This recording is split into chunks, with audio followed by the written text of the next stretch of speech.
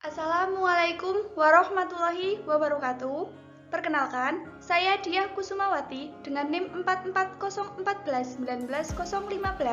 dari Pendidikan Biologi A Universitas Negeri Semarang.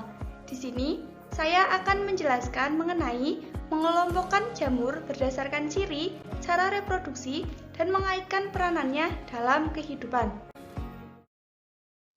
Untuk apa sih jamur itu harus dikelompokkan?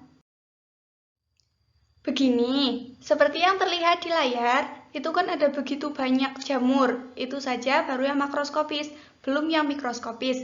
Nah, oleh karenanya akan susah untuk mengenali mereka semua tanpa dikelompokkan.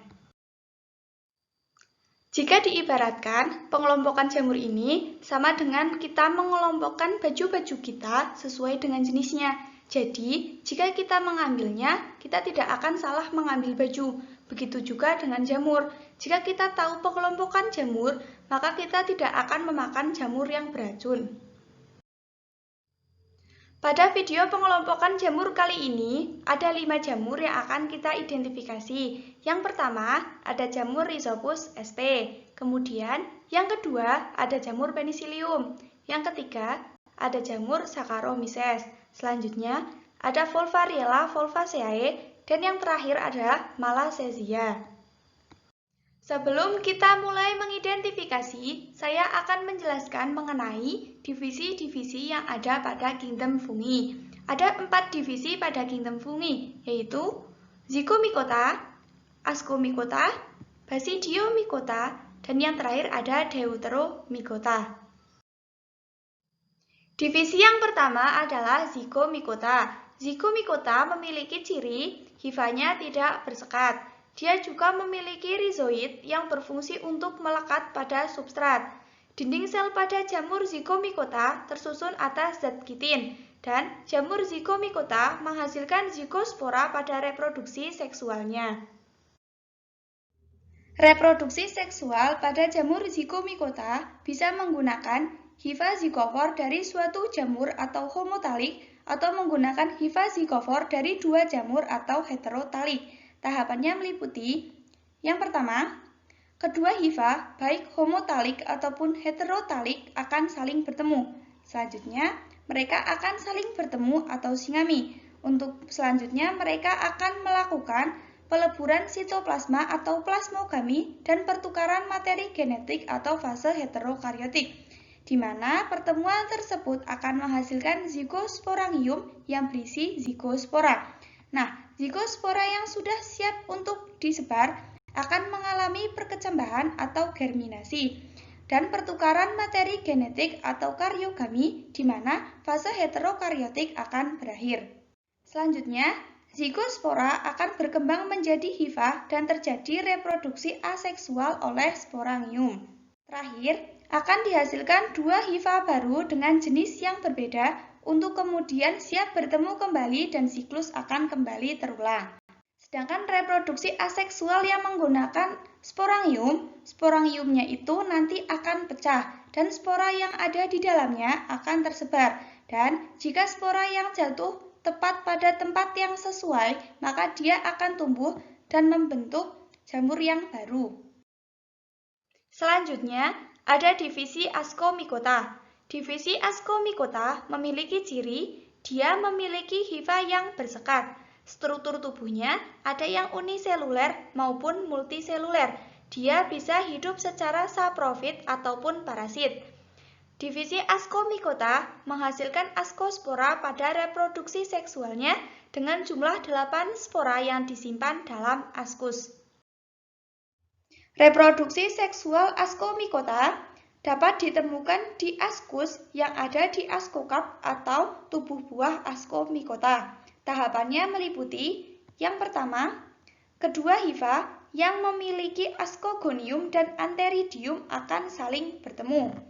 Keduanya akan saling bertemu atau singami melalui jembatan dari ascogonium yaitu trikogen. Selanjutnya, keduanya akan melakukan peleburan sitoplasma atau plasmogami dan pertukaran materi genetik atau karyogami di ascocarp dan terbentuk askus-askus yang berisi materi genetik atau fase dikaryotik.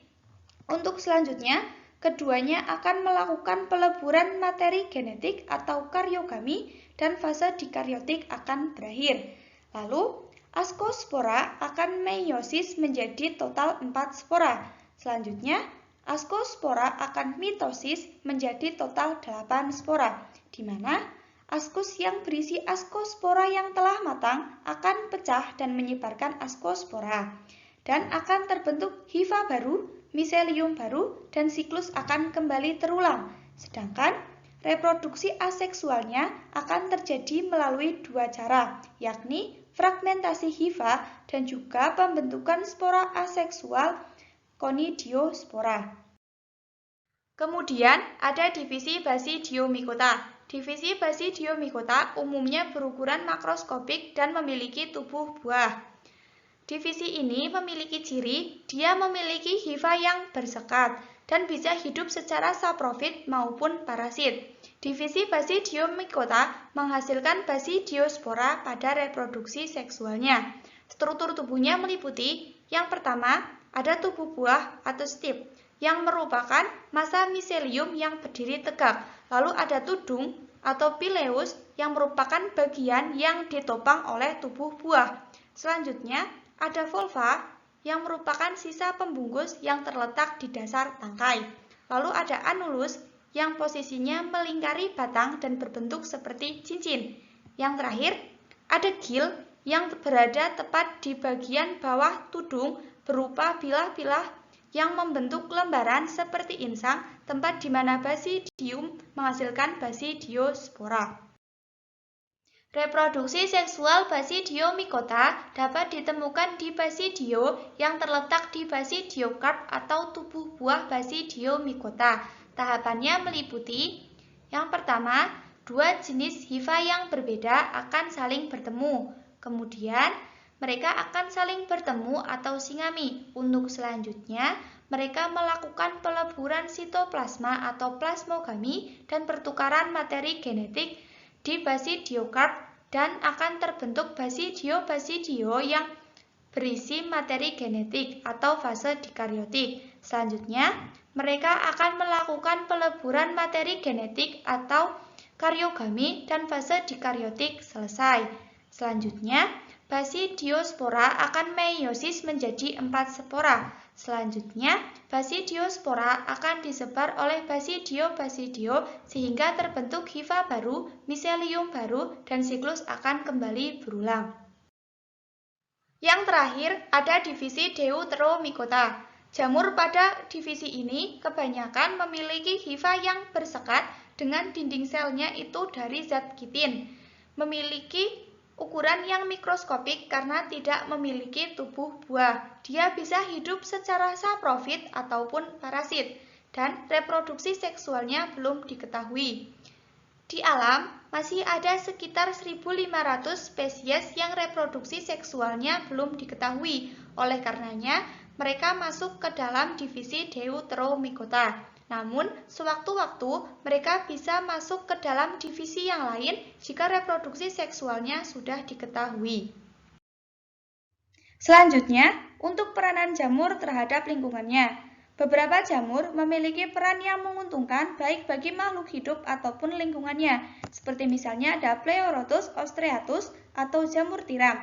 Jamur ini dapat dikonsumsi. Kemudian ada Rhizopus oryzae yang berperan dalam proses pembuatan tempe. Lalu ada Penicillium wenti yang berperan dalam proses pembuatan kecap. Ada Trichoderma resei yang menghasilkan enzim selulosa. Ada Mucorhyae malis yang berperan dalam fermentasi susu kedelai. Dan ada Neurospora crassa yang digunakan dalam pembuatan oncom. Sedangkan jamur-jamur yang merugikan bagi makhluk hidup dan lingkungannya seperti ada Amanita muscaria yang mengandung racun dan dapat menyebabkan keracunan, lalu ada Entomoptora muscae yang hidup parasit pada lalat, lalu ada Aspergillus nidulans yang hidup parasit di telinga dan menyebabkan automikosis, lalu ada Alternaria yang hidup parasit pada tanaman kentang, lalu ada Penicillium islandicum yang dapat merusak beras hingga menjadi berwarna kuning, lalu ada Microsporum yang dapat menyebabkan kurap. Sekarang kita akan mulai untuk mengidentifikasi kelima jamur yang sebelumnya sudah disebutkan untuk kemudian dimasukkan ke dalam divisinya masing-masing.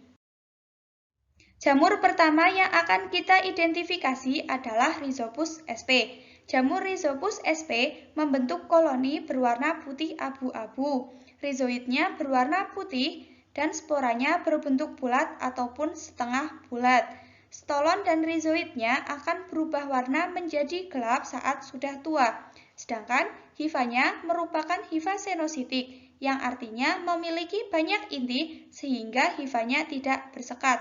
Jamur Rhizopus sp ini menghasilkan zikospora dalam reproduksi seksualnya.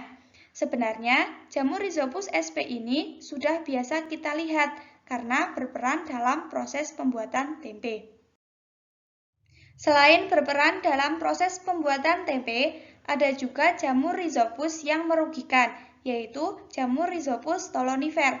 Dia hidup parasit di roti dan dapat menyebabkan roti membusuk. Selanjutnya ada jamur Penicillium. Jamur ini memiliki konidiofor yang bukannya melebar, justru bercabang. Hifanya bersekat dengan konidiofor yang juga bersekat. Lalu, dia memiliki konidia yang berbentuk seperti rantai karena muncul satu persatu dari sterigma. Selain itu, miseliumnya juga bercabang. Konidiumnya akan berwarna hijau saat masih muda, namun berubah menjadi kebiruan atau kecoklatan saat sudah tua. Contoh dari jamur Penicillium adalah Penicillium chrysogenum yang menghasilkan penisilin dan Penicillium samamberti yang dapat meningkatkan kualitas keju. Namun, ada juga jamur Penicillium yang merugikan, yaitu jamur Penicillium expansum yang hidup parasit di apel dan dapat menyebabkan apel membusuk. Nah, jamur Penicillium ini menghasilkan ascospora pada reproduksi seksualnya. Kemudian, ada jamur Saccharomyces. Jamur ini membentuk koloni berbentuk bulat dan berwarna kekuning-kuningan. Permukaannya licin dan juga berkilau. Tubuhnya lunak dan memiliki sel berbentuk bulat. Selain itu, dia juga memiliki ascospora sekitar 1–8 buah. Dia menghasilkan ascospora pada reproduksi seksualnya.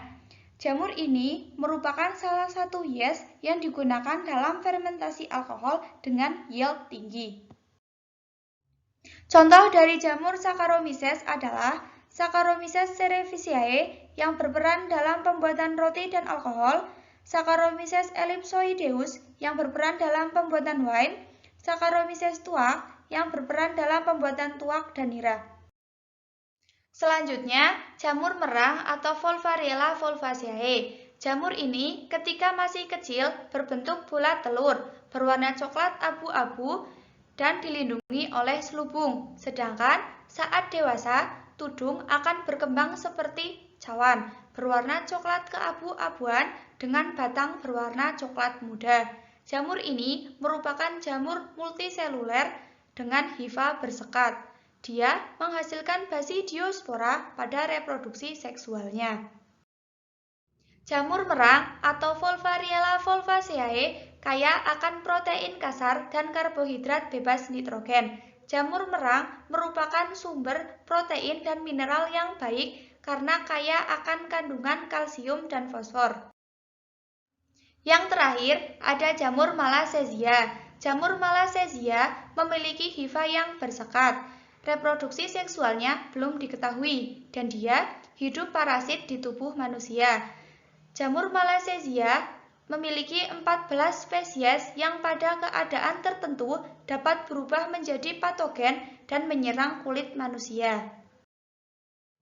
Pityriasis versicolor atau panu merupakan salah satu penyakit kulit yang disebabkan oleh jamur Malassezia furfur.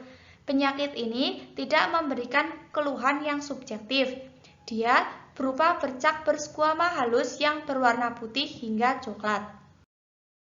Setelah melakukan identifikasi pada kelima jamur tadi, maka dapat disimpulkan: pertama, jamur Rhizopus sp masuk ke dalam divisi Zygomicota karena memiliki hifa yang tidak bersekat dan menghasilkan zigospora pada reproduksi seksualnya.